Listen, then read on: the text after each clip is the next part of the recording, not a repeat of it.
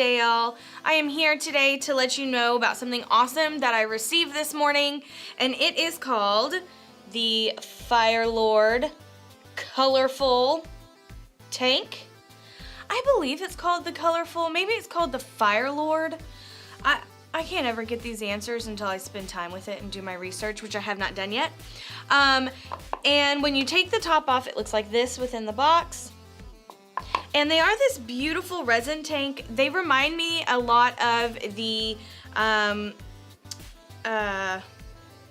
neutron star.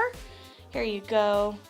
And I am not 100% sure what the difference is yet, but I will do my full review within the next week or so, and I will make sure to let you know. But I'm very excited because I absolutely love the Fire Luke that we have on .com, and there's a couple of people around the office, Marissa is one of them, that loves the neutron star. I'm very anxious to see what the difference is between the FireLord and the neutron star versus the Fire Luke as well. Yeah, so stay tuned for my full review, and I will see you guys later. Bye-bye.